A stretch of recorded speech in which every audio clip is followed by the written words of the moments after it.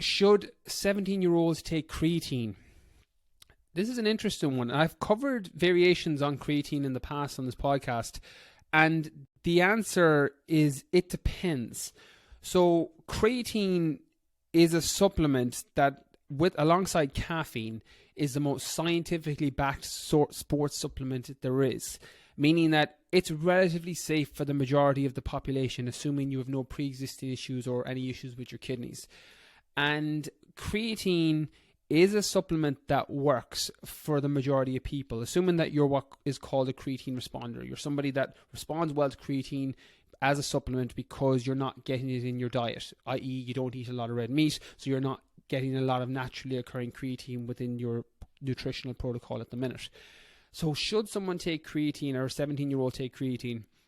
The answer is, like most things with supplements, it depends. I think there's no harm, assuming there's no pre-existing issue, and I haven't seen any research to suggest there's any major harm to anybody 16, 17, 18, 19 who's a healthy individual taking creatine in the correct dose at the correct times and not overdoing it, assuming there's no pre-existing issue.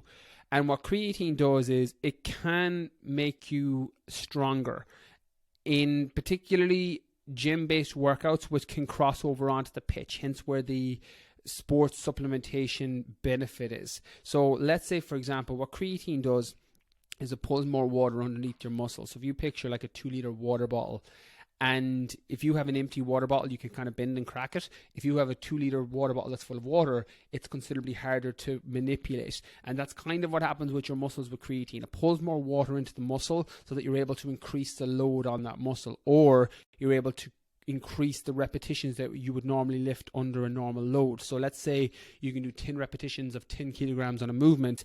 If you're consuming creatine, you can potentially now do 15 repetitions after several weeks on creatine, or you can increase that weight. So now you're lifting 12 kilos for 10 reps or 15 kilos for 10 reps. And as a result, you're getting those strength increases. And presuming that you're following the right program, that's going to have a direct performance benefit to you on the pitch, that strength will cross over. Again, so much context needed here. So whether you take it or not isn't a yes or no. If you don't eat a lot of red meat, you're probably going to get some decent benefit from it, assuming you take it correctly.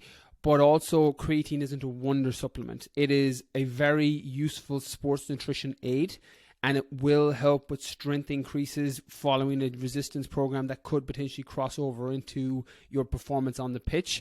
But it's not a panacea. It's not as strong as something like caffeine. If you're somebody who's never had any caffeine, no Monster, no Red Bull, no caffeine tablets, no coffee, and then you add in caffeine, that is something you are going to notice nearly instantly. It's an incredible supplement that has very fast effects because of its impact on your central nervous system. Creatine doesn't work like that. Creatine has a longer runway until you see the benefit, meaning that you need to be taking it for several weeks, depending on the form.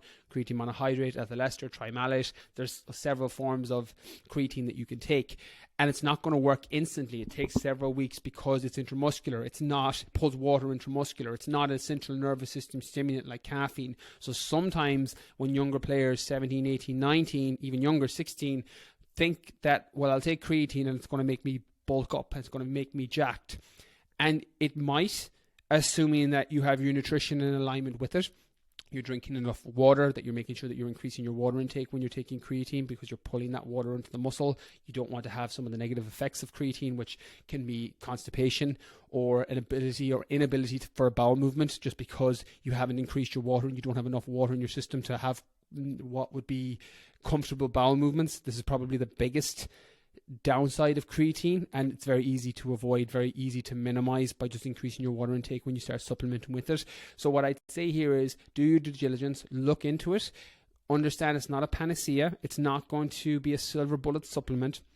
But if your nutrition is good, if your training program is good, creatine can potentially help you get stronger. It can potentially help you get bigger. It can potentially help you build more muscle, provided you have everything